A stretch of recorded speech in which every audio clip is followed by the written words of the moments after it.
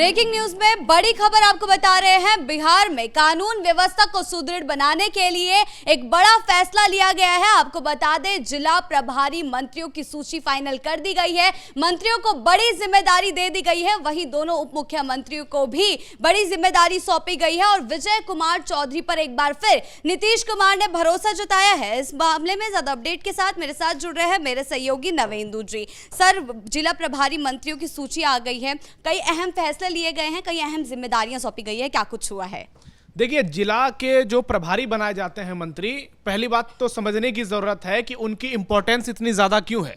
तो जिले के एक तरह से वो कप्तान होते हैं और जिस तरह से एक मुख्यमंत्री पूरे प्रदेश का हेड होता है, वैसे ही एक जिले का प्रभारी मंत्री उस जिले का हेड होता है और जिले के जो डीएम होते हैं उनके सेक्रेटरी के तौर पर कामकाज करते हैं। यानी प्रभारी मंत्री जो होते हैं वो पूरे जिले के बॉस होते हैं और उनके ऊपर ही तमाम जिम्मेदारियां होती है।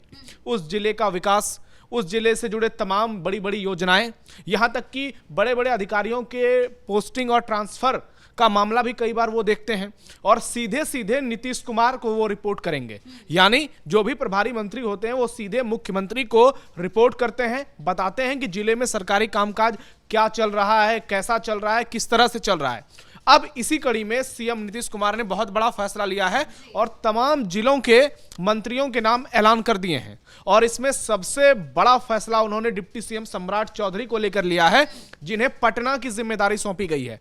यानी राजधानी की जिम्मेदारी सम्राट चौधरी को सौंपी गई है। इसका मतलब यही होता है कि नीतीश का भरोसा सम्राट पर कायम है और अब सम्राट पूरे मंत्रिमंडल में नीतीश कुमार के बाद नंबर 2 तो वो पहले भी थे, अब और ज्यादा मजबूत हो गए हैं। उनके पास गृह मंत्रालय की जिम्मेदारी है, पहली बार नीतीश कुमार ने सौंपी है और अब उनको पटना की जिम्मेदारी सौंप दी गई। यानी पूरे बिहार के साथ साथ स्पेशली पटना का पूरा लॉ एंड ऑर्डर सम्राट चौधरी देखेंगे, क्योंकि हाल के दिनों में आप देखिए नीट छात्रा के साथ जो घटनाएं हुई, उसके पहले गोपाल खेमका के साथ हुई थी, कई बड़ी बड़ी घटनाएं पटना से निकलकर सामने आई, तो राजधानी पर हर किसी की पैनी नजर टिकी होती है। ऐसे में सियासी तौर पर राजधानी बेहद महत्वपूर्ण होता है, क्योंकि यहीं से पूरे प्रदेश के लिए तमाम रणनीति तैयार की जाती है। डीजीपी खुद यहीं बैठते हैं और जितने भी पुलिस के कप्तान हैं हर जिले के, वो सीधा डीजीपी को रिपोर्ट करते हैं, जो गृह मंत्री को सीधा रिपोर्ट करते हैं। तो और पटना में विकास कार्य की भी रफ्तार को सम्राट चौधरी देखेंगे, क्योंकि पटना देखिए पिछले 5-10 सालों में कितना बदल चुका है।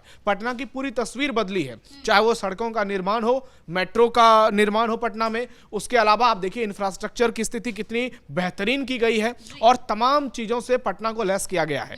लेकिन सम्राट चौधरी को जिम्मेदारी देने का एक ये भी मतलब है कि नीतीश कुमार उनके साथ बेहद कंफर्टेबल हैं। जो बातें हम शुरू से कहते आए हैं कि नीतीश का भरोसा हमेशा से सम्राट पर रहा है और एक बार फिर से वो दिखता आ रहा है।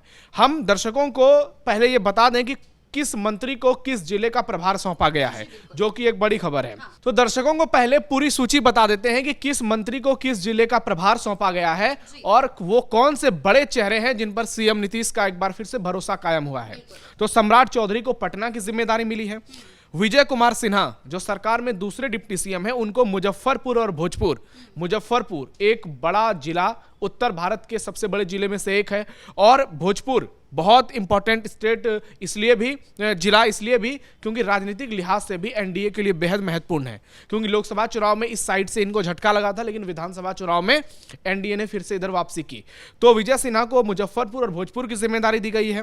विजय कुमार चौधरी पूर्वी चंपारण और नालंदा, पूर्वी चंपारण ऐतिहासिक महत्व है और नालंदा सीएम नीतीश का गृह जिला है। यानी विजय कुमार चौधरी नीतीश के भरोसेमंद कितने हैं वो बताने की जरूरत नहीं है। नीतीश कुमार के कुछ भरोसेमंद लोगों में से विजय कुमार चौधरी हैं, विजेंद्र प्रसाद यादव हैं, अशोक चौधरी हैं, लेशी सिंह हैं।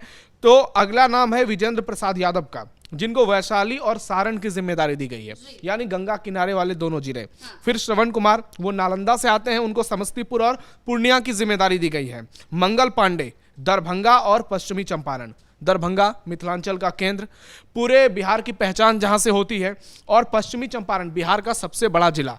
इन जिलों की जिम्मेदारी मंगल पांडे को दी गई है। डॉक्टर दिलीप जायसवाल उद्योग मंत्री हैं बिहार सरकार में और इन्हें भागलपुर और गया जी की जिम्मेदारी दी गई है। ये दो जिले बिहार में बेहद महत्वपूर्ण है क्योंकि यहां से आय के साधन सरकार को बहुत ज्यादा मिलते हैं। भागलपुर बहुत सारे मामलों में सेंसिटिव रहा है और वैश्विक धरोहर भी वहां पर है। उसी तरह से गया आप देख लीजिए, पर्यटन की नगरी है, लाखों लोग हर साल वहां आते हैं। तो गया और भागलपुर की जिम्मेदारी डॉक्टर दिलीप कुमार जायसवाल को दी गई है। अशोक चौधरी नीतीश कुमार के भरोसे पर कुछ ज्यादा ही लग रहा है खरे उतर रहे हैं। एकमात्र ऐसे मंत्री हैं जिनको 3 जिलों का प्रभार सौंपा गया है। इसमें सीतामढ़ी, शिवहर और जहानाबाद शामिल है। तो इससे आप समझिए कि अशोक चौधरी को लेकर कितनी बातें प्रशांत किशोर ने की थी।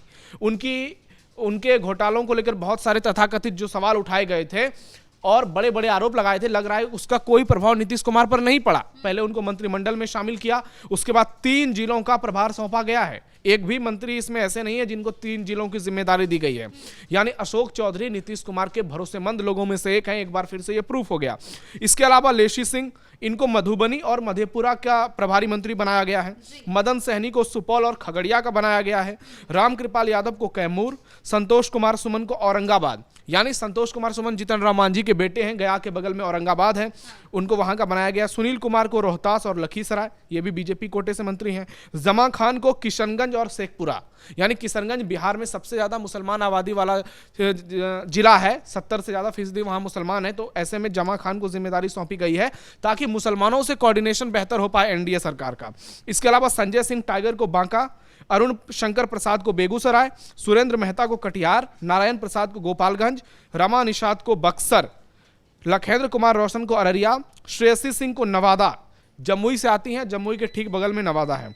इसके अलावा प्रमोद कुमार को सहरसा और सिवान, संजय कुमार को मुंगेर, संजय कुमार सिंह को जमुई। संजय कुमार और संजय कुमार सिंह ये दोनों चिराग पासवान की पार्टी के मंत्री हैं। और दीपक प्रकाश जो उपेंद्र कुशवाहा के बेटे हैं, उनको अरवल की जिम्मेदारी सौंपी गई है।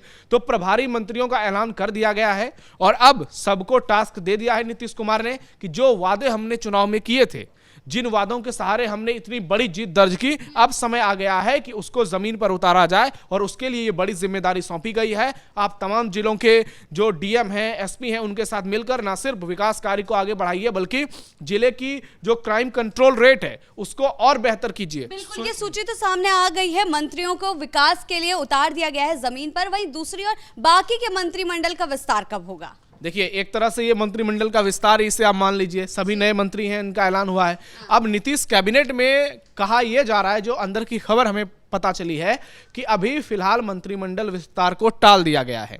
नीतीश कुमार ने कहा है कि कोई जल्दीबाजी नहीं है, हम आराम से करेंगे और शायद इसी वजह से ये प्रभारी मंत्रियों का ऐलान कर दिया गया है, क्योंकि इसमें कोई बहुत बड़ी टेक्नोलॉजी नहीं है, कोई बहुत बड़ा सिगुफा नहीं है कि मंत्रिमंडल का विस्तार होगा तो इसमें बहुत कुछ सोचना है। नीतीश कुमार वो कौन से 2-4 चेहरे देंगे, बीजेपी वो कौन से 5-6 चेहरे देगी, वो 1 मिनट का खेल है। जब दिल्ली से लिस्ट आ जाएगी, नीतीश की लिस्ट तैयार होंगे, कभी भी इसका ऐलान हो सकता है। लेकिन एक बात तो तय हो गई है कि फिलहाल मंत्रिमंडल विस्तार नहीं होने जा रहा है। हो सकता है आने वाले 15-20 दिन में, 25 दिन में, 1-2 महीने में अचानक किसी दिन ये खबर आ जाए, लेकिन इसे लेकर कोई बहुत बड़ी मीटिंग भी नहीं होगी, कोई बहुत बड़ा माहौल नहीं बनाया जाएगा। सिर्फ और सिर्फ जातीय समीकरण को देखा जाएगा, जिसके सहारे नीतीश कुमार अपनी पॉलिटिक्स को और मजबूत करेंगे। इससे एक मैसेज नीतीश कुमार ने और दे दिया है कि वो जो है राजनीति छोड़ने वोड़ने वाले हैं नहीं। कुर्सी और नीतीश का प्रेम जग जाहिर हो चुका है। उनको कुर्सी से बहुत लगाव है। 20 साल का वक्त हो चुका है, 10 बार मुख्यमंत्री बन चुके हैं।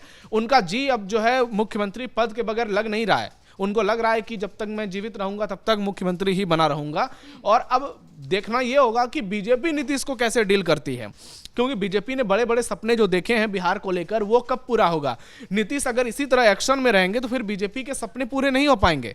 सम्राट चौधरी को मुख्यमंत्री बनाना है या बीजेपी किसी और चेहरे को मौका देगी, जो रणनीति तैयार कर रहे होंगे पीएम मोदी और अमित शाह, क्या अब वो पूरा हो पाएगा? क्योंकि देखिए, नितिन नवीन का भी आज नामांकन होना है, कल वो चुने जाएंगे, बिहार से आते हैं। तो ऐसे में क्या बिहार की राजनीति में कोई बहुत बड़ी शिफ्टिंग होने जा रही है? क्या वहां पर बीजेपी का सीएम बनने जा रहा है? फिलहाल तो ऐसा लग नहीं रहा है। एक सवाल ये भी उठ रहा है, जहां हाल ही में कानून व्यवस्था को लेकर लगातार सवाल उठाए जा रहे हैं, सरकार को घेरा जा रहा है, ऐसे में इस सूची का फाइनल हो रहा, प्रभारियों को, मंत्रियों को प्रभार सौंपना, जिला सौंपना कितना महत्वपूर्ण होगा, कितना लाभ पहुंचाएगा? देखिए, मैंने कहा कि 2 चीजों में ये बहुत महत्वपूर्ण होगा। पहले तमाम विकासकारी योजनाओं को लागू करना, दूसरा सुशासन को और मजबूत करना। जो तमाम मंत्री हैं, जैसे ही अब उनको ये तमाम जिले अलॉट हो गए हैं, अब हर सप्ताह उनका दौरा होगा अपने जिले में, हर सप्ताह 10 दिन 15 दिन में उनको जाना होगा, उनको जो वहां पर योजनाएं चल रही है उनका रिपोर्ट कार्ड लेना होगा, फिर देखेंगे कि उसमें क्या गड़बड़ी हो रही है, क्या कमी है, क्या और बेहतर हो सकता है। वो तमाम डीएम और एसपी को बताएंगे कि कैसे इन चीज़ों को बेहतर किया जाए, उनसे संबंधित ऑफिसर्स को बताएंगे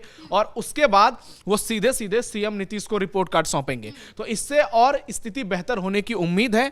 लेकिन हम वही बार बार कह रहे हैं कि ये चीज़ें तो लगातार चलती आती हैं, ये चलती रहेंगी, लेकिन बीजेपी जो सपने देख रही है, क्योंकि अगर आप देखिए कि नीतीश कुमार ही 5 साल बने रहते हैं तो फिर सिस्टम में क्या बहुत बड़ा बदलाव हो जाएगा? जो बीजेपी बड़े बड़े वादे करके आई है क्या वो पूरा हो पाएगा? क्योंकि नीतीश कुमार का काम करने का तरीका अलग है और बीजेपी के काम करने का, सोचने का तरीका बिल्कुल भी अलग है। सम्राट चौधरी की रणनीति जब वो अगर सीएम बनते हैं तब कैसी होगी और अभी नीतीश के साथ हैं तब कैसी है, दोनों में फर्क है।